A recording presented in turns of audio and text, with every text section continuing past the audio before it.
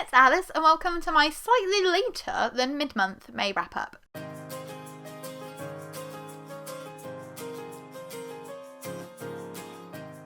So normally we film our mid-month wrap-ups on either the 15th or the 16th and then upload it on the 16th or the 17th. But I was back at work for a few days this week. My store has sadly been closed, so I've been stripping it all out and getting it all cleaned up, ready to return the keys to the centre. So we didn't have time to do a mid-month wrap-up, but I have a day off today. So it's time to share our thoughts on the 5 books that we've read so far in May. Let me just run through them briefly because I don't really have all that much to say about any of them, if I'm honest. So I'll start you off with King's Cage by Victoria Aveyard. This is the 3rd book in the Red Queen series. I read this one as part of Hook a Duck, as this was a friend pick, over 500 pages. And I also read this as part of Desert-a-thon, as this was over 400 pages. And I enjoyed it, but I only gave it 4 stars, and I'm already kind of thinking that that might have been a bit too high. The first half of this book is impeccable. It's absolutely flawless. So, spoiler alert for the end of Glass Sword. But when we leave Mare, she has just been captured and she has been put into the King's Cage. Maven has trapped her and he is controlling her, using her against her friends, making her say things that she doesn't particularly want to say for their safety, for her own safety. And the first half of the book is just impeccable. It's a dual perspective, so we suddenly get the perspective of one of the other New Bloods, Cameron, and then we also get the perspective of one of the Silvers, who is Evangeline, and the switching perspectives between Mare and Cameron makes for such a fast-paced first half of the novel.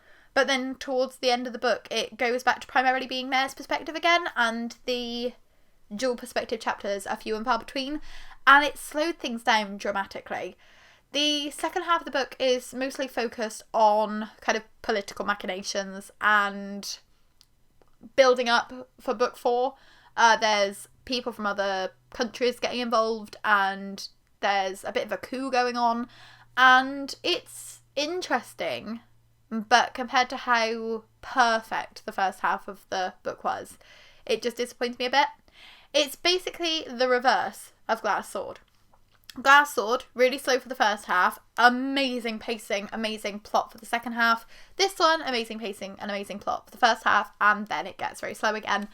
I just feel like these didn't need to be this long. This could have easily been under 500 pages, but yeah, I still enjoyed it. I'm still looking forward to reading the 4th book in the series.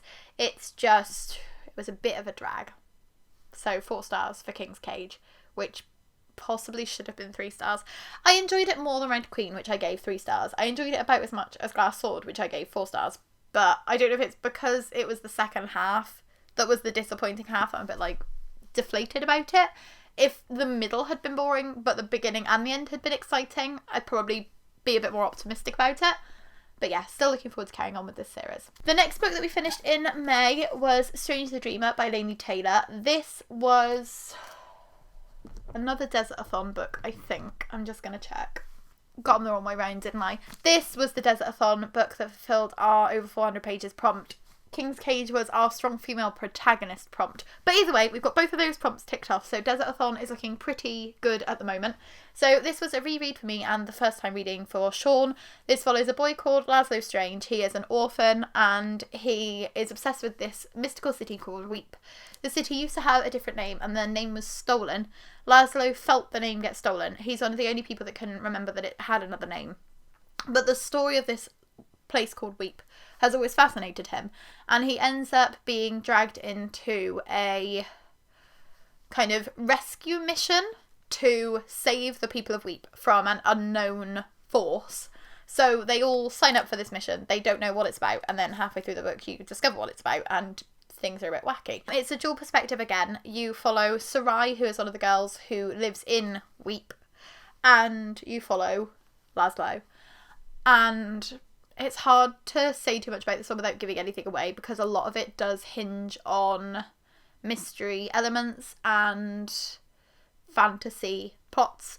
But I can say that this made me cry the first time I read it. It made me cry this time, and I was very embarrassed because I was reading out loud to Sean. I'm like, oh no, just got to stop for a quick weeping break. Laini Taylor's writing just really hits you in the chest, and the way that it's written is so beautiful. If you're not a huge fantasy fan, this will appeal to you because it's not too fantastical. It is almost written like literary fiction, and if you're not a fan of literary fiction, this will still appeal to you because there are enough fantasy elements. You've still got the journey, you've still got the mystical creatures, you've got a lot going on that's unexplained. I just think this is a book that could appeal to everybody. I love the romance in it. I think that the romance works so beautifully, and it's one of those romances where it's got like that pure innocence that just makes you want to root for the characters, and you just want it to be true love, happily ever after. And I can't think of another pair of characters that I have rooted for this deeply, this quickly. Yeah, loved it first time around, loved it this time. Actually going to pick up the sequel, hoping that we'll be able to pick up the sequel this week, which is going to be exciting because I didn't read the sequel first time around because it came out just after I read the first one, and then I got nervous and didn't want it to end. But I'm going to do it. I'm going to read them both, and it's going to be amazing.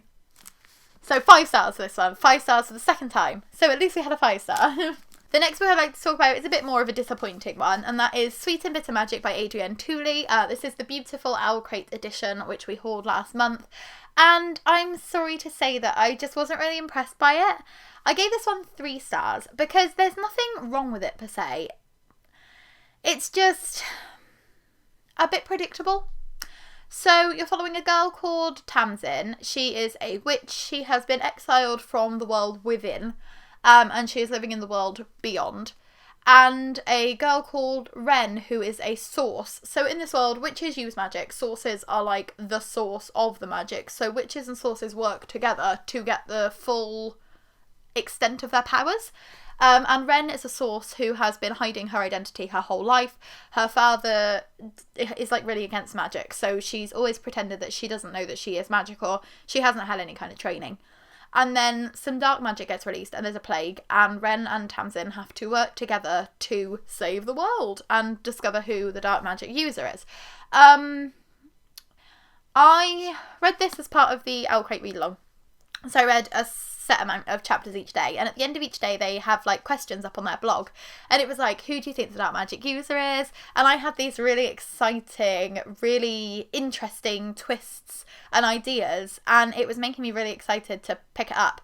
And Sean said to me, no, it's probably blah blah, and I was like, no, that would be way too predictable. And it was blah blah, and I'm not being spoilery, but yeah, so Sean was like, it's gonna be blah blah. And I was so disappointed because I just thought there were so many interesting ways that the story could have gone, and it went for the most predictable one. I can kind of get it because it feels very young YA. Sean said multiple times that it was giving him middle grade vibes. There's nothing in this that really screams YA at me. I would say this was more like a crossover, like in the teen section. Like it's older than middle grade, but it doesn't really feel like YA. It's very young. So if you do have a reader who is in like the 12 to 14 age range, this would be perfect for them. But I guess those people will be experiencing these tropes for the first time. So it's okay that it's a bit predictable. It just didn't interest me.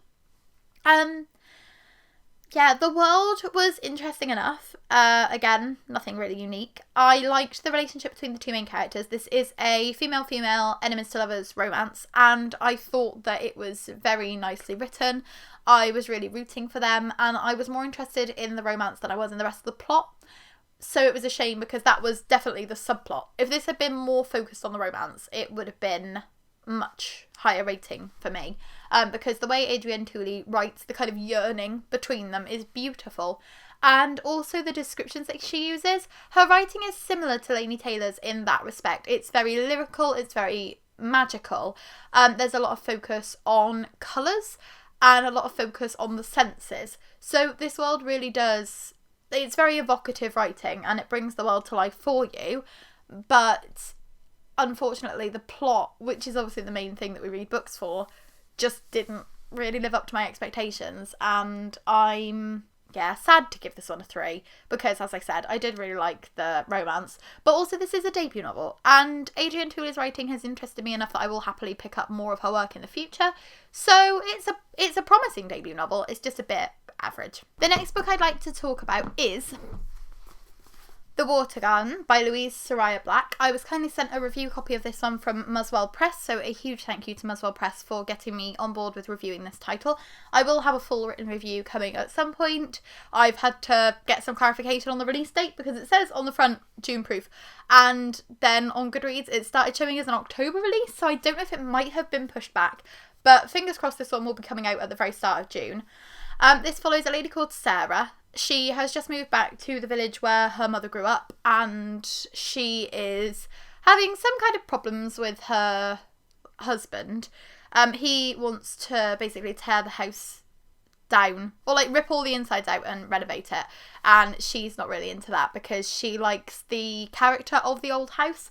So they're having some problems, and she's finding herself drawn to this teenager who lives in the village called Finn. Now, Finn is a really decent guy. He is just kind of trying to help her out because she's just moved to this new place, but there's like illicit feelings between them, and Sarah's not quite sure what to do. Like, she's a mother, she's got 2 young children, and she's attracted to this teenage boy. I thought there was going to be more of a focus on Sarah and Finn's romance. Like, the blurb makes it sound very much like it's going to be focusing on them potentially having an affair and the fallout from that. But actually that's a really small part of the plot, because this book is told, like, it's a multi-generational story. So you start off with Sarah's chapter, and then you jump to a character called Maggie, who is Sarah's grandmother, and you get to see a bit of Maggie's story. And then you jump to a lady called Flavia, who is Finn's grandmother. So you get to see a bit of Finn's grandmother's story. And then you also get to read some chapters from Finn's perspective, some chapters from Sarah's mother Vivian's perspective. There is a lot going on in here. And it's just kind of like a love letter to family, I think is the best way to describe it. It's very much nostalgic. It makes you think about the times that you were younger and the fact that you might not have appreciated your lost relatives as much as you wish you had, about making the most of the time that you have with the family that you've got left, and trying to like look on the bright side of the memories that you have with the family that you've lost. And I loved all of that. I thought that there's a very interesting focus on like the English countryside, and the weather is a huge part of this story. Like, you go through all of the seasons multiple times because it's told over the space of a couple of years. Obviously it jumps back in time as well, so I think it's like probably 60 years in total, but Sarah's story is primarily focused on the 2 years after she moves back to the village. And so you get to see like the rain and the puddles and the frost and the summer and the spring days and like the cleanliness of the air and the fresh greens. And it just makes you a bit more appreciative of the world around you. So I really liked that aspect. But I think, like, I was primarily picking this up because I was interested in Sarah and Finn's relationship. I was wondering how it was going to play out. I was wondering what was going to go down between them. And as I said, that is a really minimal aspect of the plot. In fact, it kind of feels like this book finishes at a place where there's still so much potential to explore the story. So there's a big family secret that never gets revealed. And I wanted to see the fallout from that. I wanted to see this family secret get blown apart and see how it changed all of their lives, and see how it changed Sarah and Finn's interactions in particular. I wanted to see more of Sarah, and I wanted to see more between her and her husband Paul, because it's like there's a really big event 3 chapters before the end, and then the last 2 chapters are like 9 pages in total. And I was just a bit disappointed because it's such a slow burn, and it feels like it's really building up to something big. It feels like there's going to be a massive climax and it's going to change everything. And then it's like a bit of like a tremor, and then the earthquake doesn't happen. So I ended up giving this one 3 stars. As I said, I did enjoy the descriptions. I liked Sarah's ruminations on motherhood and the way that her and her husband, like, it's a very stereotypical family dynamic. He's out working all the time, she's at home with the kids, she has to do all the cleaning, she has to worry about all of the things like the parties at school, and I found that interesting to explore because not many people look at the more mundane aspects of motherhood and the way that it can really drain on you. Like, I'm really lucky because Sean and I share everything pretty equally. Like, No, he does way more than I do. That's a lie. I mean, I go out to work, but then I haven't really been doing that because I've been on furlough. But we try to share a lot more equally than Sarah and Paul do.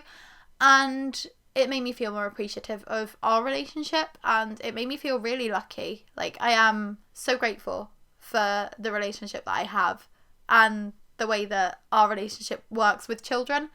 But I think that this will help people if you're potentially a reluctant mother, or if you are in a relationship with somebody and you are struggling to communicate with them. I definitely think that this is one that's worth picking up, even if it was just a 3-star for me. And the last book I would like to talk about that we've read so far in May is A Court of Mist and Fury by Sarah J. Maas.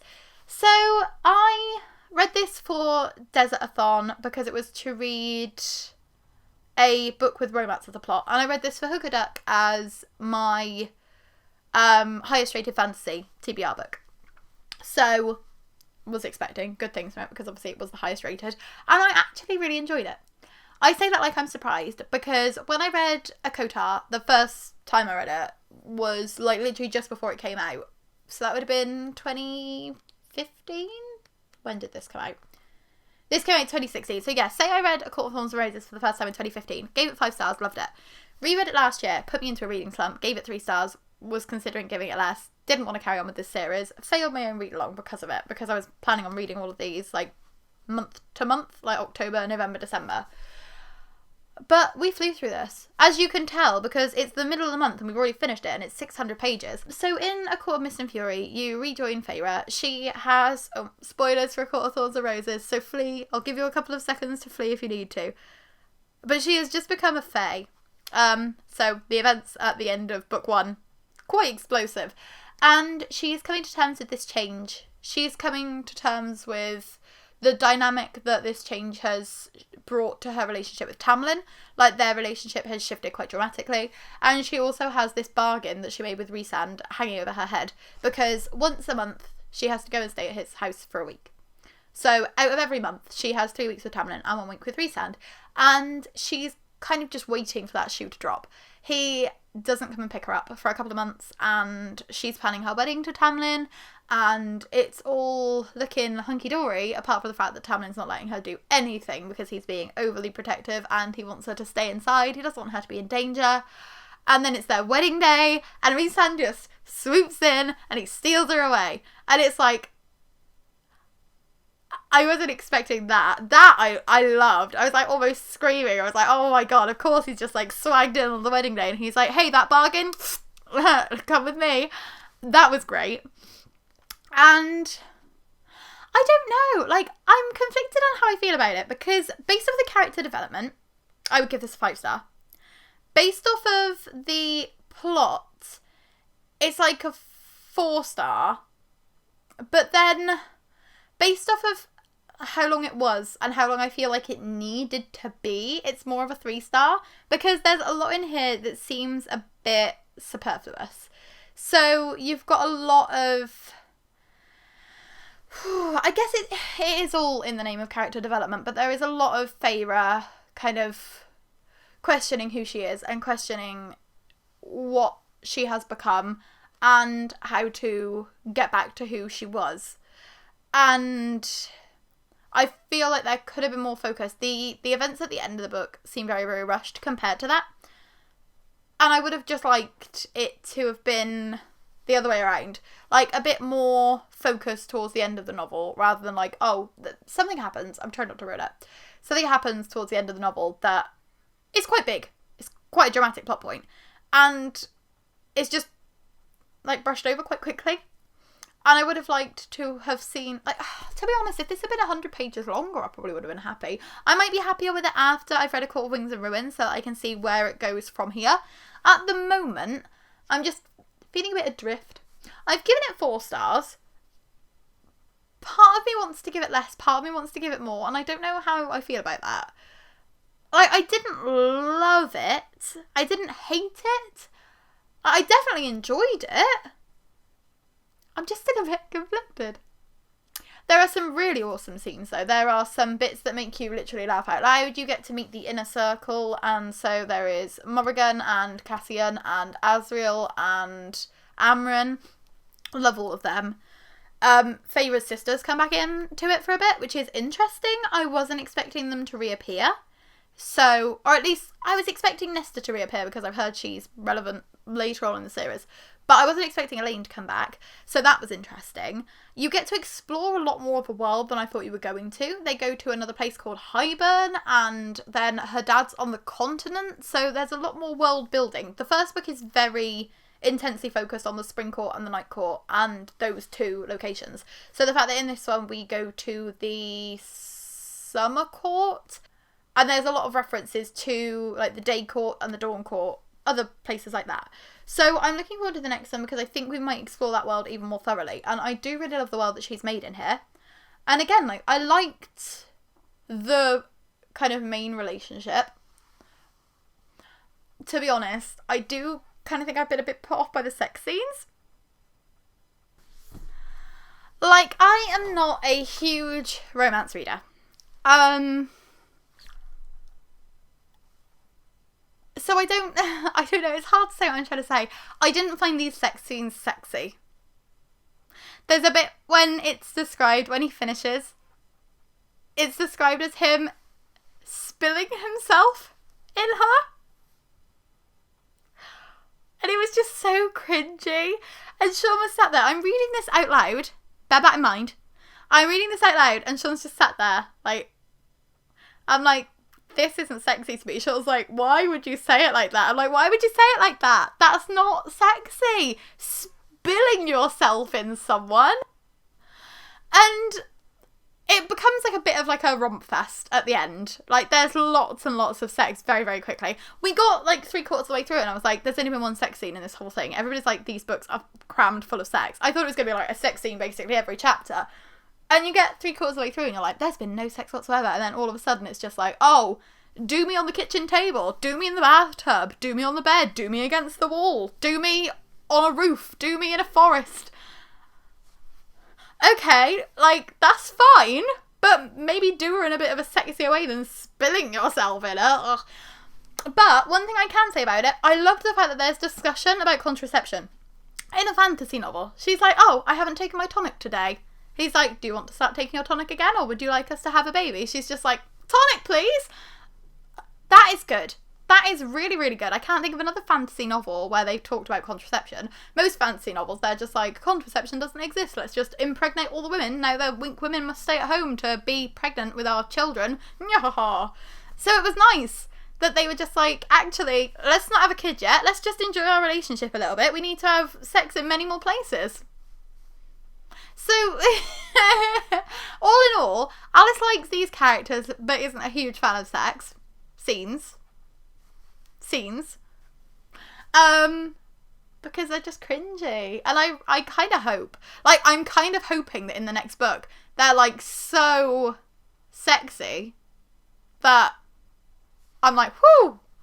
Because I would rather be feeling, like, hot and bothered than, like, cringy, you know? You don't want to be feeling, like, when you're reading a sex scene, because that's not the way that any woman wants to be feeling when Illyrian wingspans are involved. But yeah, a conflicting one. Liked it more than I thought I was going to. Had some problems with it. So, we'll wait and see. But yeah, a lot of people have told me I'd like this more than the first one. I did. So, that wasn't a lie. But it's not like a new favourite for me. I still love Crescent City more. Crescent City is much more my cup of tea than this. But we'll wait and see how I feel about the third one. And there you have it. Those are the 5 books that we've read so far in May. Hopefully we will manage to get some more read, because we've now got like a week and a half before we have to film our end of month wrap up. So I'm going to try and squeeze in some reading, because otherwise I'll just be sat there like, I just talked about these all a week ago. So, I hope that you enjoyed this. If you like this video, please give it a like. If you would like to subscribe, we would be super duper grateful. And yeah, we post new videos every Tuesday, Thursday and Saturday. So pop back in a couple of days and you will have Sean with you. I have no idea what he's doing. I don't think he has any idea what he's doing. So we'll have a nice surprise together. See you then. Bye! Oh, I've like scratched the back of it. But that's fine. This is what happens when you actually read the fancy books you own.